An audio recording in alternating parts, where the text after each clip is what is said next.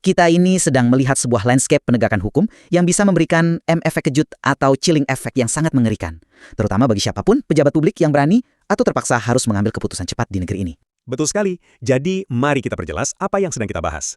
Hari ini kita membedah sebuah dokumen monumental. Tebalnya luar biasa ya, lebih dari 1.400 halaman. Ini adalah salinan putusan Pengadilan Tindak Pidana Korupsi nomor 34 PDSUS TPK 2025 PNJK TPST. Putusan atas mantan Menteri Perdagangan Thomas Trikasih Lembong ya? Iya, terkait kebijakan impor gula pada periode 2015-2016. Nah, pertanyaan sentral kita hari ini sangat spesifik, tapi implikasinya sangat luas. Apakah pelanggaran prosedur administratif yang diklaim menciptakan kerugian negara bisa dikategorikan sebagai tindak pidana korupsi? Terutama ketika di saat yang sama, pengadilan secara eksplisit mengakui tidak ada unsur suap atau aliran dana pribadi kepada terdakwa. Ini pertanyaan yang pada dasarnya mendefinisikan ulang batas antara kebijakan publik, maladministrasi, dan kejahatan luar biasa. Iya, persis. Dan dalam diskusi kita hari ini, saya akan mengambil posisi legal formal. Perspektif saya adalah bahwa penciptaan kesempatan yang menguntungkan pihak swasta secara melawan hukum, yang pada akhirnya berujung pada hilangnya potensi pendapatan negara yang diwajibkan oleh undang-undang, itu adalah bentuk nyata tindak pidana korupsi. Hukum pidana kita kan tidak mensyaratkan pelakunya harus memasukkan uang ke kantong pribadi agar bisa dipidana. Saya paham posisi Anda. Dan saya akan masuk dari posisi ekonomi substantif. Menurut saya, mempidanakan sebuah kebijakan publik menggunakan asumsi kerugian hipotetis yang sepenuhnya mengabaikan efek pengganda ekonomi atau multiplier efek di dunia nyata, itu keliru. Apalagi tanpa adanya niat jahat atau mens rea dan tanpa suap. Itu kekeliruan fatal dalam penegakan hukum. Teks hukum dipaksakan sedemikian rupa hanya untuk menghukum sebuah kebijakan ekonomi. Menarik. Mari kita letakkan fondasi faktualnya dulu dari dokumen putusan ini. Pendengar kita mungkin bertanya-tanya, kalau dia tidak menerima suap sepeser pun, untuk apa dia ambil resiko memotong kompas aturan? Nah, itu intinya. Tapi faktanya, terdakwa secara sadar melanggar Peraturan Menteri Perdagangan Nomor 117 Tahun 2015. Aturan itu sangat spesifik loh, mengatur bahwa impor dalam rangka stabilisasi harga harus berupa gula kristal putih atau GKP, harus dilakukan oleh BUMN, dan yang paling penting harus melalui rapat koordinasi terbatas atau rakortas lintas kementerian. Iya. Tapi apa yang terjadi di lapangan, terdakwa memberikan persetujuan impor gula kristal mentah atau GKM kepada 8 perusahaan swasta rafinasi melalui PT PBI. Ini kan secara sadar menabrak aturan. Boleh saya potong sebentar? Silakan. Kita harus melihat konteks makroekonominya saat itu. Mengapa swasta yang pada akhirnya dilibatkan? Karena fakta persidangan menunjukkan dengan sangat jelas bahwa BUMN kita saat itu, termasuk PT PPI, kekurangan dana. Mereka kekurangan kapasitas finansial untuk mendatangkan gula secara mandiri. Di tahun 2015, kita sedang menghadapi krisis harga gula loh. Saya mengerti, ada krisis. Krisis pangan itu tidak bisa menunggu birokrasi yang berjalan sangat lambat. Tapi coba kita bedah kenapa birokrasi itu diciptakan sejak awal. Rakortas itu bukan sekedar pita merah birokrasi, atau aturan yang sengaja dibuat untuk mempersulit kerja seorang menteri. Itu adalah mekanisme pelindung. Maksudnya pelindung dari apa? Ya, kenapa kementerian lain seperti Kementerian Perindustrian atau Pertanuan harus ikut memberi rekomendasi? Jawabannya sederhana, untuk memastikan bahwa negara ini benar-benar butuh impor. Dan untuk memastikan petani tebu lokal kita tidak hancur lebur karena pasar tiba-tiba kebanjiran gula dari luar negeri. Ketika seorang menteri memotong jalur rakortas ini, dia pada dasarnya mencabut mekanisme pengaman negara. Saya mengerti rasionalisasi di balik rakortas, sungguh. Tetapi menyamakan pelanggaran administratif karena tidak menggelar rapat dengan niat jahat merampok uang negara itu kan lompatan logika yang luar biasa jauh. Di dalam hukum pidana, mens rea atau niat jahat itu adalah fondasi mutlak. Ahli hukum di persidangan menegaskan, jika seorang pejabat bertindak secara terbuka, menggunakan sistem resmi seperti Inatrade yang bisa dilacak semua orang, di mana letak niat jahatnya? Ini murni diskresi kebijakan loh, tidak ada operasi senyap di bawah meja. Masalahnya ada di sini, diskresi itu memiliki batas yang sangat tegas yaitu Undang-Undang Hukum Positif kita. Terdakwa ini menerbitkan surat persetujuan impor GKM untuk diolah menjadi GKP kepada perusahaan swasta rafinasi. Secara mekanisme hukum, pabrik rafinasi itu izinnya hanya untuk memproduksi gula kebutuhan industri, bukan untuk mengolah gula konsumsi masyarakat luas. Ini tabrakan aturan yang terang-terangan. Iya, secara administratif memang begitu, tapi Gini logikanya, jika seorang pejabat membukakan pintu sistem tata niaga sedemikian rupa, dengan cara yang menabrak SOP sehingga 8 perusahaan swasta bisa masuk, mengolah gula mentah, dan meraup keuntungan puluhan miliar dari margin penjualan, diskresi itu sudah berubah wujud menjadi penyalahgunaan wewenang. margin wajar dari jasa pengolahan dan distribusi, bukan uang negara yang tiba-tiba ditransfer dari rekening APBN ke rekening mereka secara ilegal. Tunggu sebentar, mari kita pelan-pelan di bagian ini. Karena justru disinilah letak klaim kerugian negara itu muncul. Dan jujur saja, bagian ini sering membuat banyak orang bingung. Sangat membingungkan ya. Anda tadi bilang tidak ada uang negara yang diambil. Tapi Badan Pengawasan Keuangan dan Pembangunan atau BPKP secara resmi menghitung ada kerugian negara sebesar 578 miliar rupiah. Angka setengah triliun ini bukan muncul dari ruang hampa loh. Menurut BPKP, Ya, dan logika legal BPKP itu sangat terstruktur. Aturan mensyaratkan impor GKP, yaitu barang jadi. GKP memiliki tarif biaya masuk yang lebih tinggi, tapi yang masuk pada kenyataannya adalah GKM, barang mentah, dengan tarif biaya masuk yang jauh lebih rendah. Jadi selisih pajak antara apa yang seharusnya dibayar jika aturan dipatuhi, dan apa yang sebenarnya dibayar dari GKM yang masuk, itulah yang dihitung sebagai actual loss atau kerugian nyata negara. Nah, justru metodologi penghitungan inilah yang bagi saya merupakan titik paling absurd dari seluruh dokumen 1.400 halaman ini. Absurd bagaimana? Logikanya jelas kan? Mari kita uji logika BPKP ini pelan-pelan. Logika BPKP ini ibarat Anda membeli sebuah mobil Honda. Anda daftarkan secara resmi dan Anda bayar pajak mobil Honda itu lunas kepada negara. 10 tahun kemudian, negara datang memenjarakan Anda dan mengklaim mereka rugi miliaran rupiah karena menurut aturan Anda seharusnya membeli mobil Ferrari yang pajaknya jauh lebih mahal. Wah, itu analogi yang cukup ekstrim ya. Tapi persis seperti itulah mekanismenya. Jaksa mengatakan seharusnya impor GKP, padahal komoditas GKP itu tidak pernah diimpor. Yang diimpor adalah GKM. Dan tolong dengarkan ini, bea masuk untuk GKM yang diimpor itu sudah dibayar penuh dan sah sesuai tarif GKM yang berlaku. Tidak ada manipulasi dokumen pelabuhan, tidak ada penyelundupan. Bagaimana mungkin penegak hukum kita mengkriminalisasi sebuah pilihan kebijakan bahan baku, lalu mengklaim negara rugi berdasarkan pajak hantu dari komoditas yang secara faktual tidak pernah ada? Saya paham kenapa Anda menyebutnya pajak hantu. Tapi hukum positif kita kan beroperasi pada teks yang sangat rigid. Aturan bilang skenarionya harus A. Anda mengeksekusi skenario B. Selisih pendapatan negara antara skenario A yang sah dan skenario B yang ilegal, itulah kerugiannya. Ahli dari BPKP di persidangan merespon kritik ini dengan sangat jelas. Kausalitas penyimpangannya ada di titik regulasi. Negara kehilangan hak tarif tingginya karena regulasinya dimanipulasi agar barang bertarif rendah bisa masuk.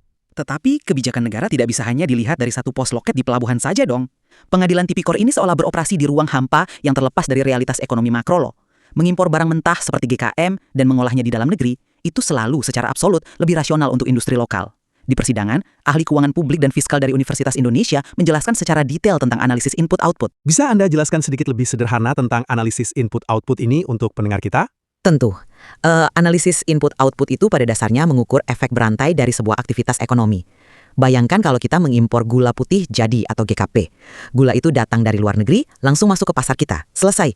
Tapi kalau kita mengimpor gula mentah atau GKM, pabrik-pabrik rafinasi di dalam negeri harus menyalakan mesin mereka. Oke, jadi ada proses pengolahan. Betul. Ribuan buruh pabrik bekerja, mereka mendapatkan gaji, dan mereka membayar pajak penghasilan, PPh pasal 21.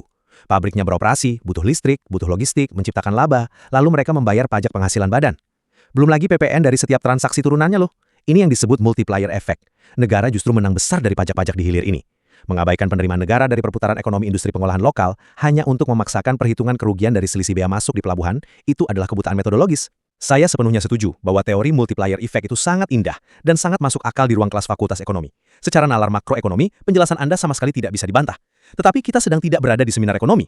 Kita sedang membedah dokumen hukum di ruang sidang penindak pidana korupsi. Iya, tapi hukum kan harusnya melayani keadilan substantif. Betul, tapi Undang-Undang Pemberantasan Tindak Pidana Korupsi kita tidak mengakomodasi asumsi perputaran ekonomi yang tidak tertuang dalam dokumen legal, bahwa ada efek domino positif di hilir, yaitu adalah konsekuensi ekonomi. Tapi secara hukum, hal itu tidak bisa menghapus fakta bahwa di titik hulu, kas negara kehilangan hak tarifnya akibat pelanggaran prosedur. Dan argumen itu membawa kita pada pertanyaan paling krusial. Jika negara memang dirugikan 578 miliar, kemana uang itu pergi? Siapa yang mencuri 0,5 triliun itu? Ini adalah aha momen sekaligus paradoks terbesar dalam kasus ini. Ya, ini paradoks ketiadaan suap. Mari kita bedah pertimbangan vonis hakim di dokumen ini. Ini momen yang krusial di mana majelis hakim dihadapkan pada tugas berat. Mereka harus menyelesaikan benturan antara teks hukum yang kaku di satu sisi dan realitas ekonomi di sisi lain. Pada akhirnya, palu diketuk. Majelis hakim menjatuhkan vonis pidana penjara 4 tahun 6 bulan dan denda 750 juta rupiah kepada terdakwa.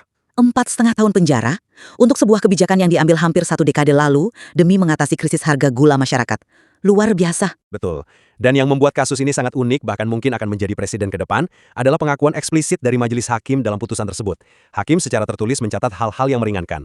Terdakwa sangat kooperatif, belum pernah dihukum, dan ini yang paling esensial, saya bacakan substansinya ya. Hakim secara mutlak mengkonfirmasi bahwa terdakwa sama sekali tidak terbukti menerima keuntungan material, aliran dana pribadi, komisi atau suap Rp1 pun. Bayangkan itu. Iya, karena itulah tidak ada hukuman pembayaran uang pengganti kerugian negara yang dibebankan kepadanya. Tunggu. Mari kita cerna ini baik-baik. Pengadilan secara resmi mengakui dia tidak korupsi dalam pengertian yang dipahami masyarakat luas, yaitu mengambil uang rakyat. Dia tidak disuruh mengembalikan uang negara karena memang dia tidak mengambilnya loh. Lalu bagaimana mungkin secara logika akal sehat mereka menjustifikasi ini sebagai kejahatan korupsi tingkat tinggi? Jawabannya ada pada rumusan pasal 2 ayat 1 Undang-Undang Pemberantasan Tindak Pidana Korupsi kita. Ini yang membedakan hukum kita dengan banyak negara lain. Pasal itu intinya berbunyi begini. Setiap orang yang secara melawan hukum melakukan perbuatan memperkaya diri sendiri, atau orang lain, atau suatu korporasi. Nah, kata kuncinya di situ. Hakim berpendapat bahwa perbuatan menabrak aturan administratif tadi secara langsung memenuhi unsur turut serta menciptakan kesempatan yang menguntungkan korporasi. Korporasi yang 8 perusahaan tadi. Ya, 8 perusahaan swasta itu mendapat izin impor dan mengolah gula, lalu mendapat margin keuntungan besar. Dalam kacamata hukum tipikor kita, kebijakan yang salah secara prosedur dan berujung pada pihak lain menjadi kaya, bahkan jika pembuat kebijakannya bersih dari suap, itu adalah tindak pidana korupsi. Saya melihat implikasi dari doktrin ini sangat-sangat menakutkan. Vonis 4,5 tahun ini adalah bukti bahwa pengadilan kita lebih memilih untuk memakai kacamata legal formalistik yang paling sempit. Mereka memutilasi konteks.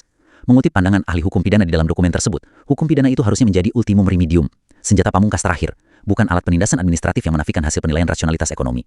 Menghukum kebijakan publik yang tidak memuat niat mencuri, itu akan membunuh keberanian aparatur negara. Tapi bukankah pengadilan memang harus menjadi benteng terakhir penjaga tata cara bernegara? Coba kita balik logikanya sejenak. Jika kita membiarkan alasan darurat krisis atau nanti ada multiplier efek ekonomi kok sebagai pembenaran untuk melanggar hukum secara terang-terangan, kita sedang membuka kotak Pandora loh. Kotak Pandora seperti apa maksudnya? Bayangkan besok ada pejabat daerah yang menunjuk langsung perusahaan keluarganya untuk proyek triliunan tanpa tender. Saat ditangkap, dia akan berlindung di balik argumen, ya saya menabrak aturan tender, tapi kan saya menyerap tenaga kerja lokal, ekonomi berputar dong. Kita kan tidak bisa hidup di negara yang menormalisasi pelanggaran hukum atas nama niat baik. Saya rasa itu penyederhanaan masalah yang kurang tepat loh.